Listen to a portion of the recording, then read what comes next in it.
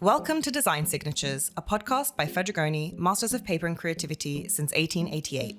Design Signatures is a series of conversations all about design, creativity, special paper, and beyond. I'm Ambra Fridegotto, Head of Marketing at Fedrigoni UK. On each episode, I'm joined by our long-term collaborators, Johnny Sevdos and Danny McNeil, co-founders of Design Studio TM. In this series, we're joined by international designers who are shaping the world of publishing. We'll dive into their stories, how they got started, their thoughts on where the industry is now, and where they see it heading in the future. Today, we're joined by the creative duo, Choi Sulki and Choi Min of Sulki Min from Seoul, South Korea. Hi, Sulki. Hi, Min. Thank you so much for being with us today. Tell us a little bit about yourselves. How did you start in your career as designers, and how did you get introduced to the world of design? Well, I attended an art school when I was a teenager, and I always knew that I would work within the art field, but I didn't know like I was gonna be a graphic designer. When I was deciding my major to apply for my college education, I was advised to choose design because it offered more career options, like compared to painting or like ancient painting or sculpture. Yeah. So the one who advised me was actually my parents, basically. And my interest in book design actually started when I saw an exhibition in Korea about some art, like craft book design or something, to directly translate. And then I decided to go to apply for Yale because I was quite impressed by their program brochure. Min, how about you? Well, when I was a teenager in the early 80s, I was captivated by this newly imported consumer brands like Nike or Adidas in Korea. It was a new thing, and I was really fascinated by how these brands presented themselves, and I really wanted to make something like this. I guess partly because I didn't have any of them. Yeah. And then somebody told me that that's graphic design, no? And then so I decided to go to design school, but eventually I found myself more interested in typography than branding. And then after school, I worked in this kind of internet industry. So I was basically a web designer or icon designers at the time. And then I decided to go to Yale too, because I really liked the work coming out of the school at the time. And I also liked the brochure. The brochure was very boring, actually. kind of liked it, actually. And is that where you met in Yale, or you already knew each other in Korea? Yes, in fact, yes. He was a year before me. Yeah. I was the one who phone interviewed her or helped the faculty interview her. Yeah, it was a bit like sort of the RCA is here in terms of it's an MA focused design degree, where I guess you had some really impressive tutors and professors coming in to teach. Sure, So who was there when you were there? Yeah, there's also another reason why I wanted to go to Yale, because I liked the work of some of the teachers there. Yeah, like Karl Martens, for example. There were a lot of people coming from the Netherlands at the time. Right. And yeah, we had known their work. Admired the work. So yeah. Cool. And so what brought you then from the US over to Europe? Because I know that you ended up at the Jan van Eyck Academy? I think we were quite influenced by the Dutch teachers at Yale. Yeah. And like Karl Martens were there every like first week of a semester, and then Mavis and Van Dolsen, Alma Mavis and Linda Van Dolsen. So like the biggest names really in Dutch design Yeah, in the true. last sort of Yeah. 20 and 30 years. Yeah. And then also they- we had someone like Paul Elliman there too, who was from London actually. Oh yeah. He was a British, but he was my advisor, and it was, I mean, for me it was him who recommended the place, the Jan van Eyck, and he was some involved in some of the projects there, and then he recommended maybe I could be part of it. And how do you think that period affected your design approach in how with your clients in Korea? Yeah, I think so. I mean, like I said, my formative influences came from consumer brands from the West, and also I read a lot of magazines like Emigre or Reagan, all from America or Europe. Yeah. Or I magazine, like a graphic design magazine, and studying those magazines led me to explore more serious discussions about graphic design, all coming from the Western Hemisphere. So.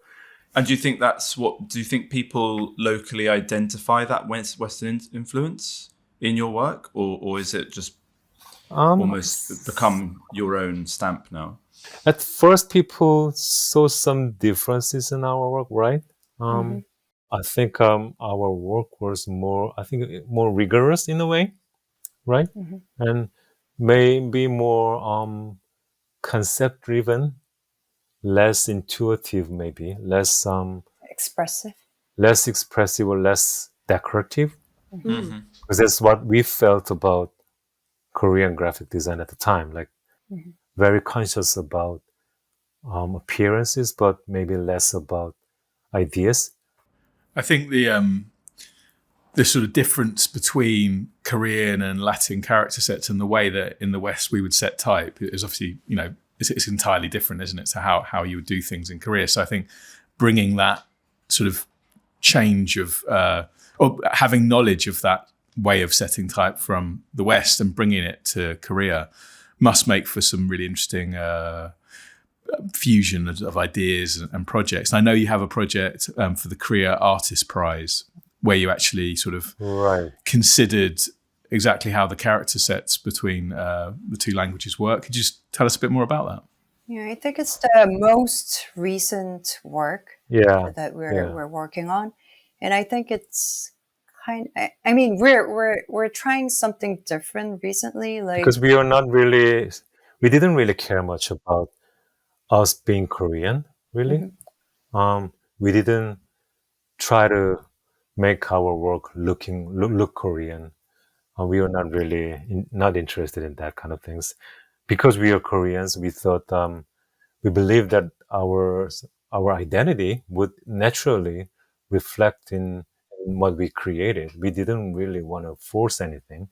like The typeface that you've made for that is really really interesting, and you can see it's interesting that when you see the set body text, the English and Korean characters look so different. So it's actually based on a modular system.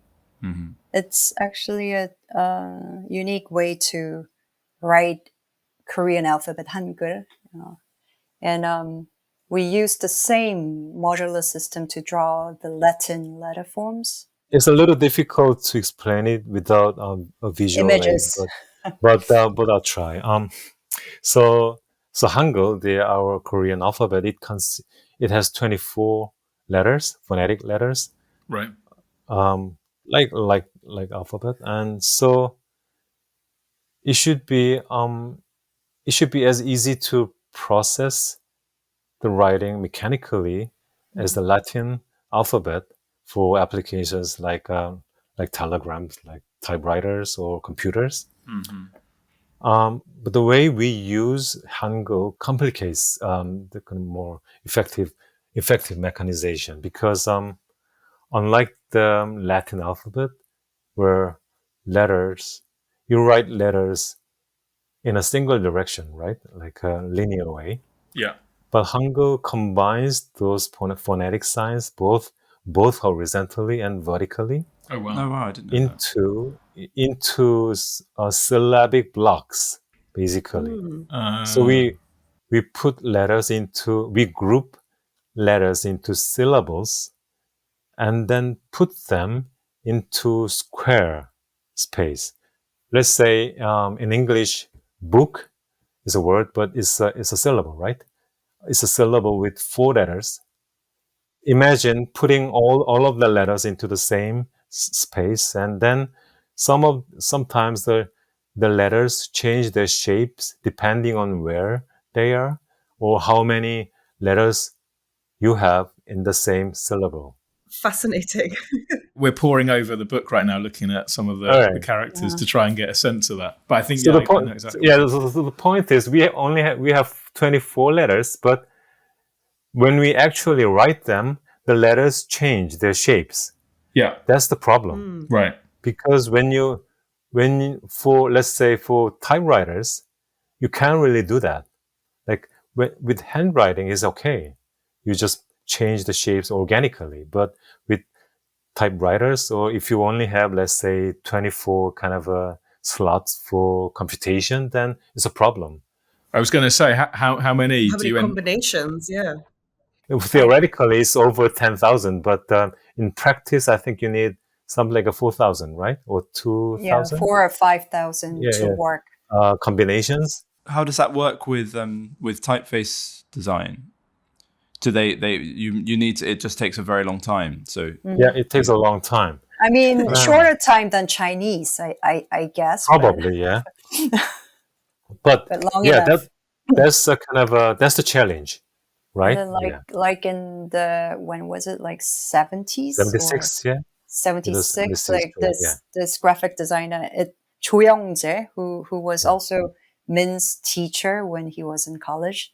Yeah. He proposed this method of writing to simplify the system by a certain a way.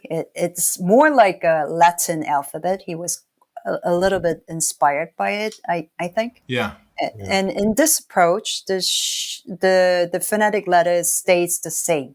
It can stay the same, but it will just change the position. You kind of destroy the squarish block, and you have to just lay out it like a little bit like Latin alphabet. It's really hard to explain. Yeah, I think we're getting there. We call this kind of writing system non-square letter form. Yeah, he simplified it by breaking this kind of a square boundaries, right? And that's what you've done with the lead typeface. Yeah, his idea was never intended for a typeface, really. His proposal was for typewriters, but we thought we could maybe make something more like a font, fully functioning font. So, and that's fully legible in the same way as typically written. It is legible, but it's not so conventional. I mean, we since then, maybe 1980s, we have some non-square fonts, Hangul or Korean fonts. But so now I think people are more used to it, right? Yeah.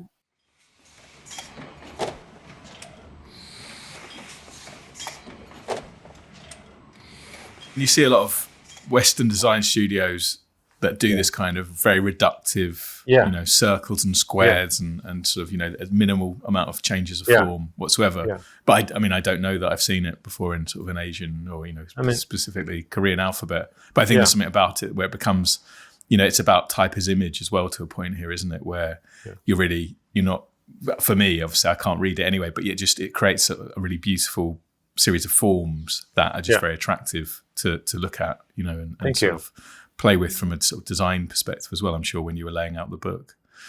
How was it received by the client for this one? They liked it, actually, because the prize was sort of they were going back to the starting point with new format and everything. So I think it was appropriate that we are also looking at the very beginning of this whole modern Korean non-square fonts. So I think it was appropriate, and they liked it. They appreciated it. And so this is a yearly prize. it is that a yearly Yeah. praise. And you've worked on it before, or is this the only one and only time? It was our first time. Yeah. And that was also, we liked the project because also, I mean, we not only revived the Jo Young-jae's proposal, we also sort of made something that did not exist, which was applying the same system to the Latin characters. Yeah. So I think, so we also drew the Latin letters against the same grid or square space, and made some sort of elements and components, and then combine them to create maybe like uppercase letters, bigger ones. So it was interesting to sort of see how both Korean and Latin script can be maybe a little alien. We're trying to make it as a really working font family with 3 weights. And it's also interesting because it was the first time, and not the very first time, but us trying to design a font, a complete font. In terms of the production of the book, because obviously this podcast and this series is about publishing. It's an interesting format and binding style where you've got a kind of open spine, and the choice of papers that varies across those sections is really interesting as well. Could you talk us a bit about your decision making on the actual production? The exhibition was consisted of 4 independent solo shows, basically, because they were all like candidates of the prize. Okay. So this kind of 4 blocks were given, and we needed to reflect it to our catalog. So we divided the book into, of course, 4 sections, each section covering 1 show, 1 artist. But we made this division quite visible by using different paper stocks. I mean, we don't do that all the time, but for this catalog, we wanted to do that. Like, we wanted to express this kind of a structure very physically in the catalog. So so we decided on that. And then the problem was that the materials actually, especially the text, had different lengths.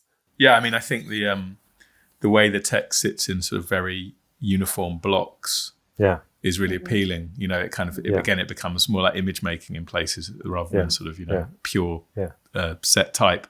And I guess that, I don't know, the interface between that and the typeface, when we're talking about blocks and geometry, I guess there is some nice link between the two there. Was that unconscious? That me just reading between the lines? It's true. And also, number 4 plays a certain role in some other aspects too, like the dividing the space and like the putting the page number in the center of the page, the dividing the space into 4 areas, and that sort of things. And it's beautiful. It's a lovely publication. And thanks for sending it. It's going to go in our archive for reference for years to come. Your work is, and I think this is a good example, it's really distinct from design trends. I've read interviews where you've sort of said that you're artists, potentially rather than designers, or you're somehow, mixing between the 2 disciplines or 2 worlds. Could you tell us a bit more about, where you've seen the line between, seeing yourselves as designers or seeing yourselves as artists? I mean, it's naive to say like there are no borders between these 2 fields, but like it's really hard to like define where the border is. I think we are graphic designers, but we don't really view graphic design as a business.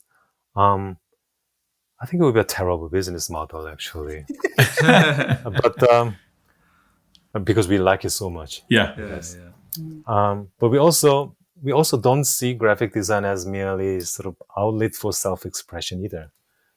So I think it's important to embrace the kind of little bit of ambiguity and discover maybe some freedoms or creative opportunities in that gray area.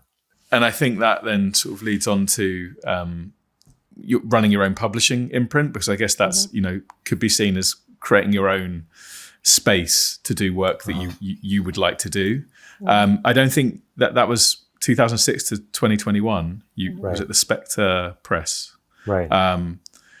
Could you talk us through that and what the purpose of setting up your own publishing imprint was, and how did it evolve over time? We started it because we wanted to make books that we like to see, and we also wanted to make them in ways that we wanted. Basically, we didn't have a lot of faith in existing book publishers at the time in Korea. And we also wanted to work with or help the contemporary artists in Korea. Mm-hmm. So we had maybe 3 kinds of books. One was like a more serious kind of reading materials, and the second was more traditional kind of monographs or art catalogs. But the third sort of program was works of art that were made as books, I think, in the form of publications that we did with the artists like Sasa. So did you seek out these collaborations, or people came to you, or a little bit of both? A little bit of both, I think. A little bit of both. You also sent us Technical Problem. That was one of your books as well. That's also Spectre Press book. Yeah. That's a really so interesting to us, and also the kind of inverted nature of it. Can you talk to us a bit more about the thought behind the design? And I think this is a good example of where that sort of art and design collide as well, in terms of even just the way that you've put the book together. For that, I think we wanted to make a book where there is something wrong. Right. So we put the thick cover inside, not the outside. So to put it another way, we folded the bound sheets the wrong way. So the cover ended up in the middle of the pages instead of, covering them. And also, like in the typography, we hacked the fonts, and then we removed all the curves. Is it like a Gil Sans? It was a Gil Sans body. Yeah. It's really cool. So it kind of, we wanted to express kind of an image of failure by that. Right. Yeah. That's cool. What was the and that obviously was related to the art that was being shown. It was a in the performance. book. Oh, it was performance, right? Yeah, it was. So the book was a documentation of a performance piece called Technical Problem. Yeah. Right.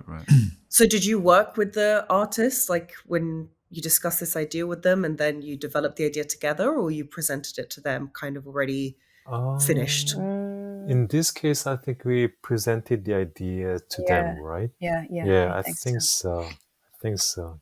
How do you, process-wise, how do you normally start a project? Do you think of a concept that draws everything together first? Yeah. Well, there's nothing really special about the process, so I think it's pretty textbook kind of approach. We just talk about, analyze the task. We talk about the budget. Budget to begin. Constraints, like whether a book is part of a series or not, that sort of things, Do you, between the two of you, are you kind of across disciplines in an equal way? Does one of you concentrate more on one sort of design facet than the other, or the management side of the business? How do you divide up that sort of day-to-day task? Or even projects, like do you each take ownership of a certain project, or do you always work together? Yeah. It's the matter of who receives the phone call from the client. It's as simple as that. You're lucky. You're lucky. Some clients like Sulki than me. Okay. So they don't call me, they call Sulki. That's fair enough. They usually call Sulki. I mean, there's no sort of strict kind of a division of roles between us, I think. We just No. Just dialing back to slightly Yeah. earlier conversation, when Yeah. when you're working with artists, Right. and you know, you've done, I'm sure, an even amount of work with artists and also commercial clients. What are the differences in the sort of expectation and creative freedom that you find with that? Is, you know, do you get let loose when you're working with an artist, or do you find that you're sort of being guided by them in many ways on a project? Okay. Well, I think there are differences between working with art institutions and working with artists themselves. With institutions, they are more generous in terms of creative freedom, I think, in Korea at least. So that's nice. Yeah. But working with artists could be more unpredictable, I think. Like unreasonable. Like Yeah, it's sometimes. yeah. But it can be much more personal, I suppose. I mean, of course, you can always learn, you know, but from other artist ideas, inputs. But sometimes they want to really dictate the design. Yeah. But like, fortunately, like we have this long-term collaborators, friend artists who Yeah. understand this collaborative Yeah. nature of the projects and let us do like express like do our design. Could you talk to us a bit about the project that you did recently with Carol Martin, Still Moving? Yeah, 'Cause yeah. That was, yeah. I mean, we're obviously fans of his work as well, and it sort of really hit our radar when you guys produced that. Yeah, book it's and also a exhibition. good. It's a different but also a very good example of collaboration. He did a major retrospective in Korea back in 2018, I think. I mean, like we said, Martens was one of our all-time heroes. I mean, he's a prominent designer and also artist. Yeah. So like as a starting point, we took his well-known icon He calls it icons. something, no, icon screens. Yeah. Anyway, this well-known series that incorporates these series of icons as printing screen dots. So we took one of his images made by this icon series and zoomed in to enlarge some of the icons and make it really big. Like then the overprinted dots became these strong geometric elements, so that we can use it as a kind of a key visual for our design. And then we also cropped these elements in a way to suggest movement, which was the title of the show, like Still Moving. Yeah, so the elements were distinctly Martin's. It's just his. But the underlying concept, taking existing elements and recontextualizing them to create something new, that was ours. And now he's using the same idea of enlarging the dots and animating them on his own website. And Really? well, yeah, we feel flattered, really. Oh, good. Do your checks in the post for that? Just moving on then to just sort of talk about other publications where they're particularly interesting from a material or format point of view. Another one you sent us was the Mina. Is it Mina Park? Yeah, Mina Park. Yeah. Which is a sort of coil-bound book, which is in a bright green coil. Could you talk us a bit about sort of decision making and exactly who Mina Park is and what the project was for? Mina Park is a Korean artist who work with colors primarily, and also colors and shapes found in like coloring books. So basically, she takes these kind of existing shapes, like whether from coloring books or from some dingbat fonts, Right. like web things and sort of things, and then create this kind of composite canvas, like paintings, using the shapes and colors. And for that book is a catalog of a solo show of her, and we always felt there's some childlike kind of playfulness to our work. Yeah. And to us, that coil binding had some association with children's art activities like kids' sketchbooks. So that's why we chose that binding method. So at what point do you make these considerations about the materials, the format, the production method? Because you said, for example, earlier on for the Korea Art Prize that surprisingly you chose the paper material quite early on. So is it instead something that happens a bit later on in your thought process? I think we try to decide the material as early as we can. Right. But sometimes you cannot decide like until you have a certain image of what you're going to work with. Yeah, that prize catalog was a little exceptional because we had nothing, but we still made decisions about like formats and materials and everything in advance.